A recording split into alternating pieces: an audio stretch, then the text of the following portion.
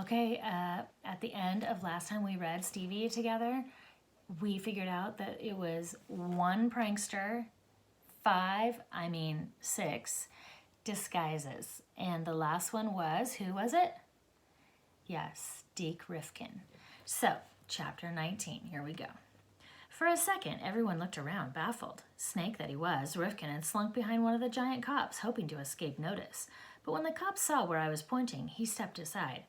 "The prankster," said Jessie. Rifkin had made himself as small as he possibly could, not easy with those wide shoulders and that barrel chest. I couldn't see his eyes behind his dark glasses, but his head swiveled back and forth like he was searching for an exit. With all those police in the room, he didn't have a chance, and he knew it. Around him, officers were muttering, trying to figure out how Rifkin had even gotten in there. "Who is this guy? Do you know him?" "No, do you?" "Wait a minute," interrupted Halliday, holding up a hand. He pointed at Rifkin. "You, sir, you stay where you are."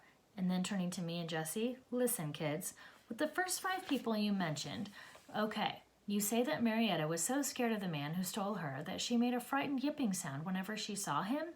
"Right," I said. "All those disguises didn't fool Marietta. Dogs recognize people by smell. Marietta knew it was the prankster every time. She tried to tell us by yipping, but we just didn't understand." Halliday scratched his head. "Okay, fine, but how does this guy figure in?" He pointed a thumb at Rifkin. "You said Marietta didn't yip at him, right?" Jessie and I identified Rifkin through a different clue, his handwriting. Jessie took over. "I saw the prankster's handwriting in Stanley Park on the sidewalk where he wrote that note.